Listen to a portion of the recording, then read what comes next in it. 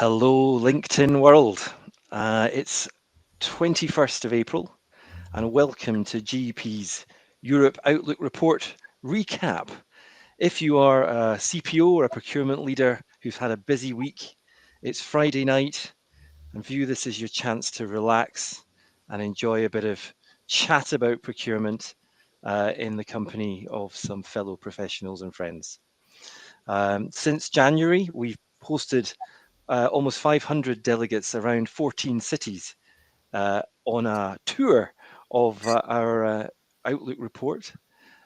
Like all good parties, they have to come to an end, and we thought to mark the roadshow finishing, we thought we would have one final hurrah for those who perhaps couldn't make any of the cities that we visited. We visited Zurich, Amsterdam, Gothenburg, and London. I've so many places, Paris, and it's been a blast. So we're going to use this 45-minute session. We'd love feedback, questions from you in the audience during this 45-minute for 1 hour session. And I'm delighted to be joined at this this party, this farewell party by three of GEP's leading lights.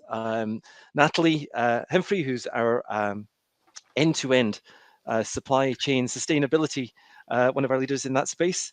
Alex Guarino, I need to get that spelling, that pronunciation right, who is a specialist in M&A procurement and working capital improvements, and also with a very complicated surname, Giovanni Giatetti, who is a digital transformation specialist within GEP. So welcome all, and thank you for giving up a bit of your time on Friday evening to celebrate the Outlook report together. Alex, you attended some of the events. How were they for you? What did you learn? Yes, hi everyone. It was actually a terrific experience, and it was spectacular to witness so much attention and so much drive to put the right focus. The procurement as an industry, as a space, as a function, finally has gotten the attention that really deserves, right? And especially started with COVID and everything that came after that. The word of procurement, it's something that needs to really be taken into consideration, not only when it comes to only cost cutting, but even to improvement, efficiency. And throughout these events, it was fantastic how so many different topics have been discussed, and so many solutions have been proposed. And that's why I think that today's Connect is going to be a very nice wrap up of everything that we have covered, especially because some of the topics that were mainly discussed are actually the topics that we're going to try to cover today. So truly look forward to sharing a few insights with the rest of the team and the audience. That's great. Thank you, Alex. Just for those of you watching who've maybe not had the chance to read the report or attend the events, just reminding you it is available on the GEP website. I'm just flashing it on the screen right now for a few minutes. Let's just have a quick look at some of the highlights. I mean, it covers some of the big macroeconomic trends that have impacted supply chains and procurement, and then it goes into 7 leadership themes for 2023. We're going to focus on today just 3 of those themes: ESG, inflation, and digitalization. Let's spend just a few minutes on those macroeconomic themes, the slowing of growth in the EU, the rising cost of energy and the cost of living crisis and interest rates. Giovanni, what's your views on what you found in the roadshows, and your perspective on what's going on right now with regards to some of these big macroeconomic issues? So thank you, Graham, and hello to everyone, and thanks for joining us this afternoon. Yeah, Graham, I think one of the key points, one of the key elements that I'm taking away from the report and also from the discussion that I had around Europe with some of the stakeholders is the term of polycrisis. I think this was really a very good definition coming out from our team of market intelligence of the situation that we are currently living, because probably it's one of the first time in the last 20 or 50 years even in which we are really having a set of different events that are marking the life of businesses, but also of us as citizens. Because we have been discussing about, of course, the pandemic coming out and still having some points affecting the business. We have seen inflation last year hitting very hard, but still being here and probably continue to be there also next year. We have seen raising in interest rate and potentially some crisis in the banking and credit crunch around the corner. We have seen energy, of course, still there. War in Europe. We have seen crisis in the discussion of custom problem between USA and China, and protectionism going back in the US with big investment, for example, in strategic area like chip. We have seen also big changes in the regulation. I mean, Europe has been discussing all last year about LKSG, about in Germany about risk management and supply chain changes. We have new regulation, and we'll be speaking about it in ESG coming in. E-invoicing, when you talk about digitalization hitting France and expanding a lot all over Europe. So a lot of different elements, and I think as procurement professional, all these elements are coming all together and needs to have an orchestration. And this is the challenge, and this is why I think polycrisis is the right word to describe the situation that we are living. Well, thank you, Giovanni. Polycrisis. I mean, are there green shoots of recovery, Natalie? I see our supply chain volatility index, which we publish every month, is showing a little bit more of a positive view this month. What do you think, Natalie? What's going on in the UK? I think it's going to get worse temporarily before it gets better. So even since we did our regional outlook report, inflation has now risen to 10.1%. The RPI forecast for Q4 is now 8.9%, and I think it was something like 5.9% when we were doing our research earlier this year. We're forecast into a shallow but long recession at 0.3%. That is actually a slight improvement on what we were seeing a few months ago. And interest rates will peak at 4.5%. I was reading an article today actually that said it might even be 5% in Q3. So there are a lot of challenges there, not just for people as individuals, but especially for procurement teams. And that worries me because our profession is struggling to recruit high quality people at the moment. I did a very quick LinkedIn search last week to see how many procurement vacancies there were in the UK, and it was 31,000. And of those, about 1,500 have been posted in the last 24 hours.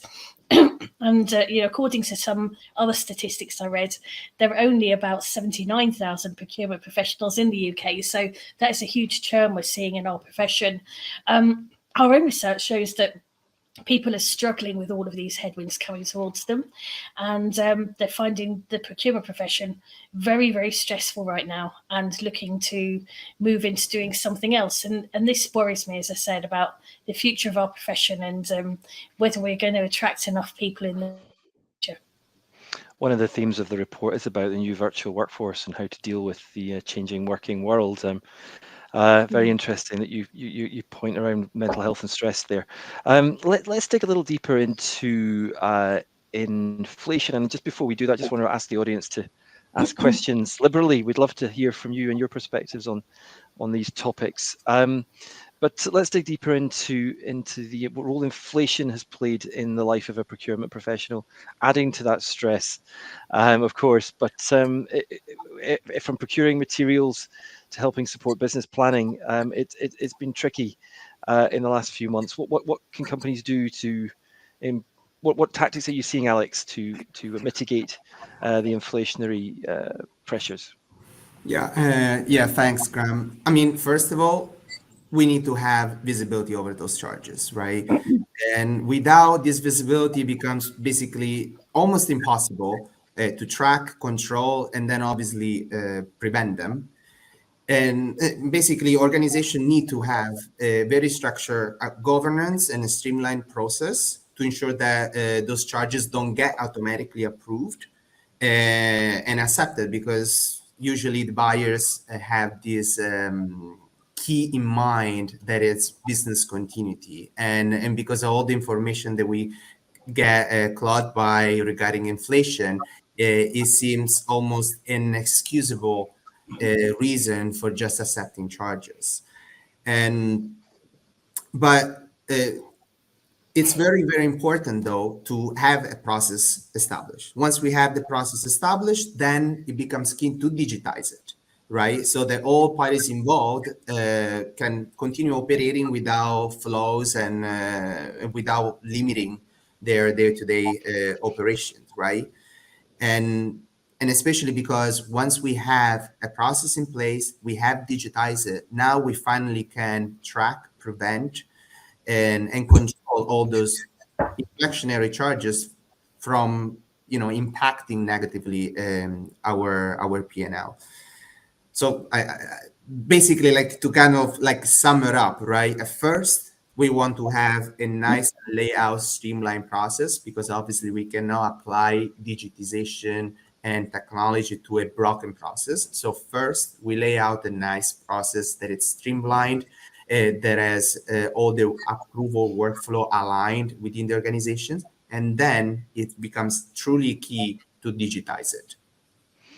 Well, that leads us to the second one of the other themes in the report, which is around the digitalization of the procurement function. Well, Giovanni, you're a leader in this space.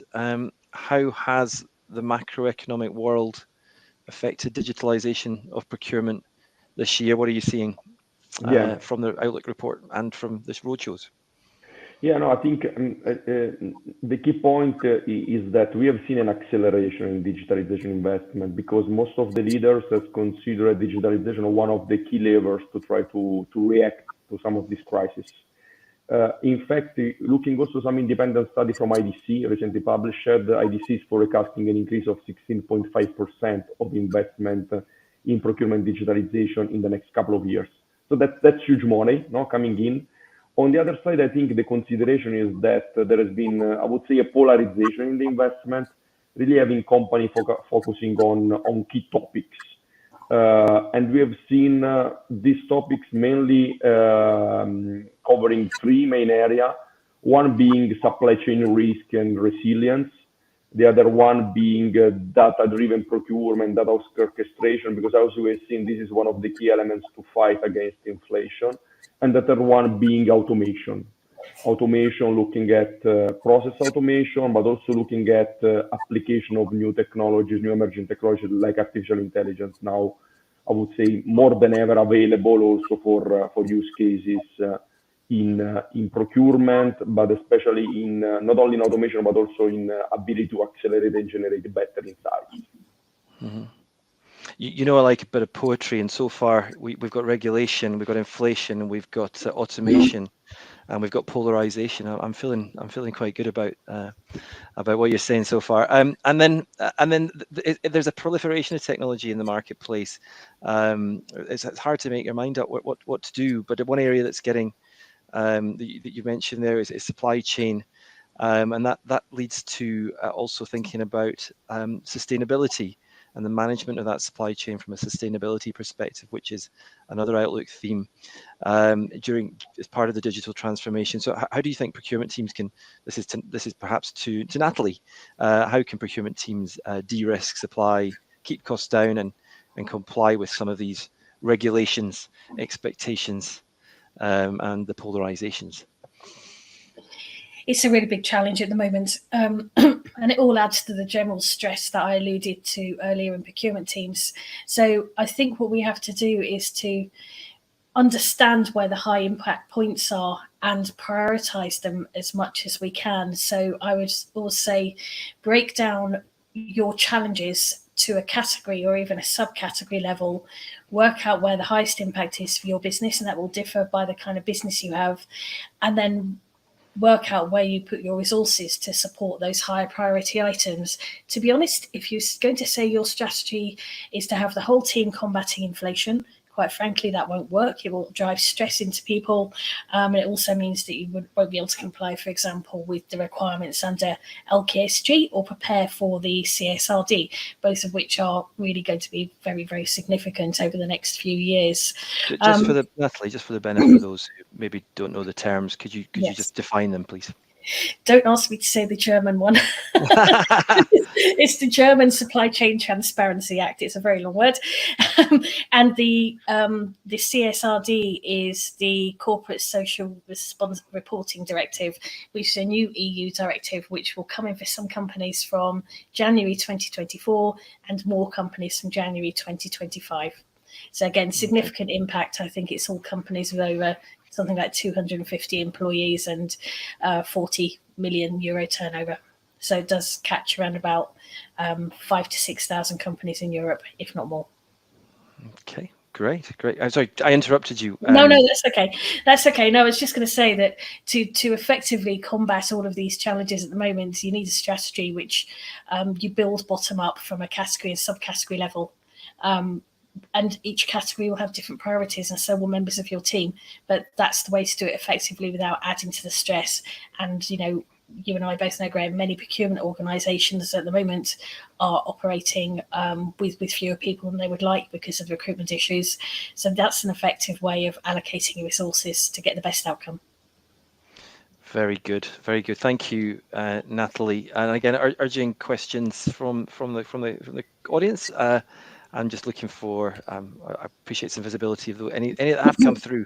I'm not seeing them on my screen at the moment, so any help on that would be gratefully received. We've covered a couple of the topics. Then that's great. Let's turn our thoughts to M&A and working capital. Alex, can you give us a couple of thoughts on what you're seeing in the landscape of M&A? I'm trying to think, has there been a substantial change in M&A activity in Europe in the last year or so? I'm not sure if it has. Give me your perspective on working capital and M&A, given that you're a leader in that space in Europe. Absolutely. I mean, when we look at the overall M&A landscape when compared to last year, that has dropped terrifically. We're looking at 30% drop in M&A activities compared to last year in March. But that doesn't seem to be that it's going to be the case for the remaining part of the year, that it's going to be, at least it's forecasted to be a very revamp on in all the M&A and divestiture activities in Europe throughout the remaining, starting from the next quarter. And because of that, obviously, it becomes very, very, very important to pretty much know, trying to, like, we don't know what we don't know, right? So usually when we enter this type of activities, there is never enough due diligence, and it's very difficult to capture all the different gaps that might occur, that they might lead eventually to an unsuccessful transaction, to just make a new too dramatic, not to avoid making it too dramatic, let's say, and that it's because of the size of the transaction and how impactful it can be for the business. It becomes critical to rely on market leaders, and that's when I really vouch for GEP in this case, that it's been that it's supported and has led some of the most complex M&A activities and divestitures in the past 10 years. And having a right partner like GEP, it doesn't imply only strategize perfectly how you could prevent an issue or how you can get the maximum ROI out of an acquisition, perhaps, but it's also a partner like us is going to go hand in hand with the client. It's going to go hand in hand with the client to ensure that whatever strategy we have conceptualized, we actually going to be implementing it successfully. And there are different, like a variety, right, of activities that fall into the big bucket that it's called M&A and divestitures, right? It can be clean room, it can be ensuring business continuity and integration, knowledge transfer, organization restructuring, obviously cost synergy savings, right? So there is so working capital improvement, as you were mentioning earlier, through creating obviously more lenient inventory, or even just through working, like through payment terms harmonization. bottom line, there is so much unknown when companies enter these transactions, and truly relying on GEP perhaps is what really can be a key, not only to maximize all the benefit of these transactions, but also to minimize all the risk, that obviously come with them. Okay, well, thank you. And payment terms harmonization adds to my long list now for the finishing poem that I'm diligently working on here. So let's turn to questions that we've received from the audience. I'm just going to have a scan through and see if we have any particularly interesting ones coming through. Let's start with what an LKSG for Natalie. Again, you mentioned it briefly there in your this previous discussion, but where does one start with LKSG? Well, I would say it's the same for CSRD as well. So, procurement functions traditionally are built on an operating model and strategies which are all about finance. And the world's changing to actually strip those back and say, really, does my procurement operating model and my strategy serve the purposes of this regulatory requirement, and also actually just trying to do the right thing for the planet and its people for the future? So to give you an example, we might have a procurement strategy that says we need to save 5% next year, and we'll measure ourselves on our savings in terms of our performance. We should be turning that on its head and saying, actually, our performance is not just saving the 5%, it's about how much money we also spent with maybe diverse suppliers, or how much we reduced Scope 3 emissions by as a procurement function. So I think you need to go back to basics and set yourself new targets which reflect, we have to be realistic. We are expected to deliver value for organisations, but also make sure that we're structuring ourselves around regulatory compliance for ESG, and then making sure that our teams are educated, our stakeholders are educated, and that we also have an operating model and an organisational design, which means we have 10 adjacencies to maybe different people in organisations now. Where we might not have had a relationship in the operating model with a sustainability team in the past, we really need one now. So we need to reevaluate all of those basics and all of our infrastructure as a first step, in my view. We've got a member listening, and welcome, Maddie, from South Africa, a long way away. I'm delighted that you've joined us, pointing out how crippling inflation has become, and the energy crisis over there, making it very difficult to deal with procurement and negotiating with suppliers. I'll ask any one of the three of you, how would you suggest Maddie could deal with suppliers who may be coming and saying, give me a 20% price rise, or I'm not going to supply you anymore?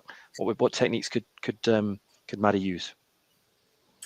I've recently delivered a project for a client where we had exactly that situation happening, and our strategy was to make our negotiations very, very data driven. So we benchmarked those particular suppliers against their peers, and use that information to actually have a conversation around why they might be asking for too much.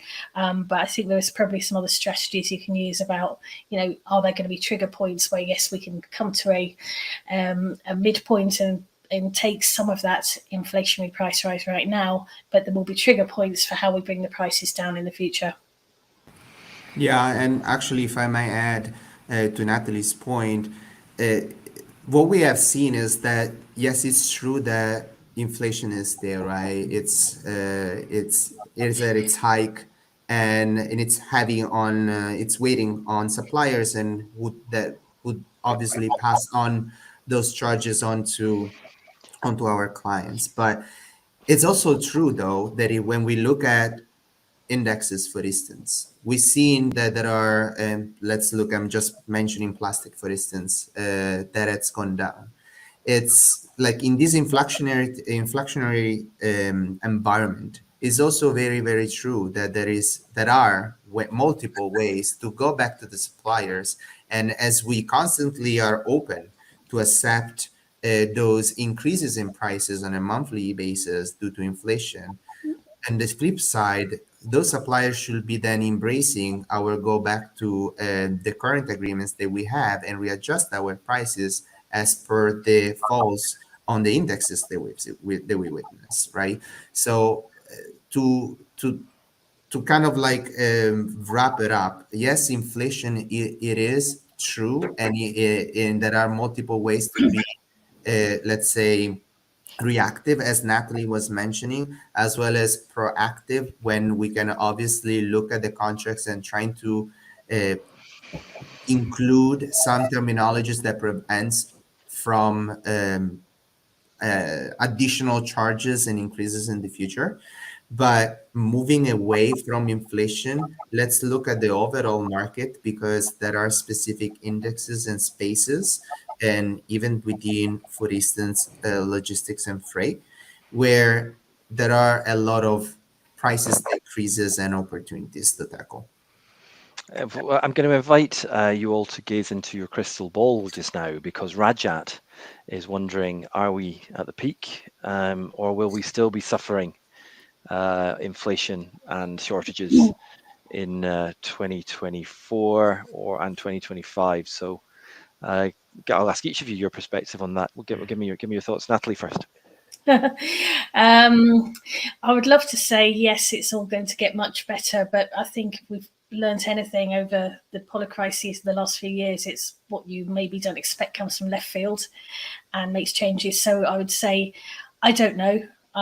There's probably something around the corner that we don't know about yet, and I would urge people to be prepared for the worst and not relax. On that optimistic note, what's an alternative opinion, Giovanni? No, I think what we are learning in the last few years is that we need to get prepared. I think the frequency of this sort of crisis will increase over the next years. So we need to be ready to have a flexible operating model, to have a digital backbone that then is helping us to react quickly to this kind of crisis. We cannot expect a world that is going to go on a slower pace than what we have seen right now. So the only solution that we can have is really improve the flexibility, the resilience, and rely on a digital backbone that can enable us to do that. And Alex? Yeah, I mean, this kind of ties nicely to what I just mentioned, as well as what I was mentioning at the beginning, right? So having a proactive approach and into pipelining, looking at where we are for all contracts that are at risk, and just ensure to tackle them and answer some language that protects us from the unknown, that we are exposed to, and throughout the remaining rest of the year, but even more so 24 and 2024 and 2025, as well as having visibility. And that's exactly the first point that I was mentioning earlier. At times, procurement leaders, CFOs, they just don't have visibility over the additional charges that are driven by inflation that impact the business. And because those are just passed on. So ensuring that there is a process in place, a governance, a streamlined approval workflows that gets reported and that it's digitized. That's truly key to track and limit the impact that inflation at this point and in any point in the future will bring to the organization. What skills do we think the function needs to develop and grow to respond to all these challenges? Perhaps Giovanni, you could give us a viewpoint on what it's challenging, right, and stressful, as Natalie says. So what do we need to change as a function? I think this was one of the points that it was most discussed during the in-person Outlook meetings across the different leaders in procurement, because we have seen, but also the people attending our meeting have seen a lot of changes around skills. So they've seen more and more the typical procurement skills that we all know, complementing with soft skills to get better in topics like, for example, project management, but also relationship management, not only with suppliers, but also with internal stakeholders, but also complementing more and more with the technical skills in the data management, for example. We're seeing more and more procurement opening role around data scientists, because as we know, procurement is infused with data regarding internal transaction, internal spend, but also external data regarding, for example, as Alex was saying, commodity indexes. So mastering data management, mastering topics like should cost model, predictive analytics is becoming more and more crucial also to be reactive and to be able to respond to topics like inflation, for example, that we're experiencing. Mm-hmm. Thank you, Giovanni. I think that's very interesting. Did Natalie or Alex want to add anything, or are you? And that's a complete answer. I think one other area is that I'm hearing a lot from people is around sustainability, how you recruit people with sustainability knowledge who still have sound procurement skills. And they seem to be very rare indeed. But I also think when I challenge people back about why they're failing to recruit people, they're not putting the need for those things in job descriptions. So I would say to anyone who's struggling, please look at your job description before you automatically issue it, and big that up a little bit on the sustainable front. We've had quite an interesting question from Tejas. Thank you for the question. It's a challenging question. We're going to take it on. One of the accusations of procurement service provider, the procurement services industry generally, is that it's very good at churning the handle at low-level buying activity, but to view procurement as a holistic function is tricky for service providers to do compared to an in-house team. I'm just curious, probably Natalie and Alex, how do in Gen 2 or Gen 4 or whatever generation of procurement services provision that we're in now, how do providers like ourselves seek to address that accusation and ensure that we're upstream and involved in the most holistic aspects of procurement? Yes, I mean, so from what I've seen personally, at least, is that oftentimes procurement gets pulled in, like timing is everything, and procurement can truly deliver its maximum value when collaborates and it has the seat at the table when laying out all the business goals that we want to go after. And procurement doesn't mean only cost reduction.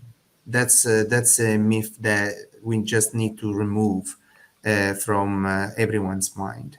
And people who have started, and companies that have started embracing this thinking and started collaborating with the procurement practice very early on, when actually laying out the goals that they want to go after. That's when procurement can really jumps in and can be leveraged and exploited to its best, to the best capabilities that it brings, and to the best contribution that it can bring to the table.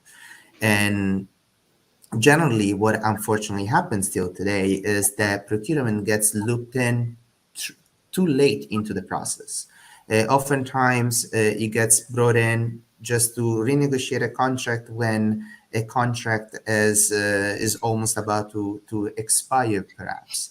And so there is still this stigma where procurement gets looped in when a negotiation needs to happen, but procurement is just much more than that. Yeah, I think that's a great point. And in-house teams struggle just as much as a service provider often to move upstream and get that early visibility. Anything else to add, Natalie, or shall we move on to the next question? The only thing I would add is that whether you're an in-house team or a service provider, you have a responsibility to make that improvement. So I used to be a procurement professional before I became a consultant, and I used to get those emails at 4 o'clock on a Friday afternoon saying, I need this contract signed today, can you just do it? And it was the first I'd heard of it, which drove me crazy. So I ended up building a plan to work closer with stakeholders, which the engineers in the business I worked in were the worst culprits. So one day per week, I used to go to each of the factories we had and go sit in hot desk in the engineer's office so I could listen to their conversations and find out what was going on.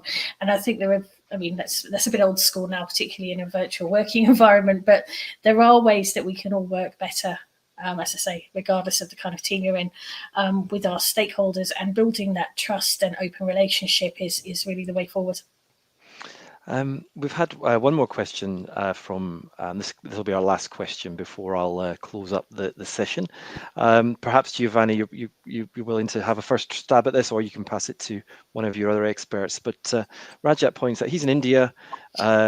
It's global connectivity and is now possible. One of the themes in the Outlook report is around the virtualization of work.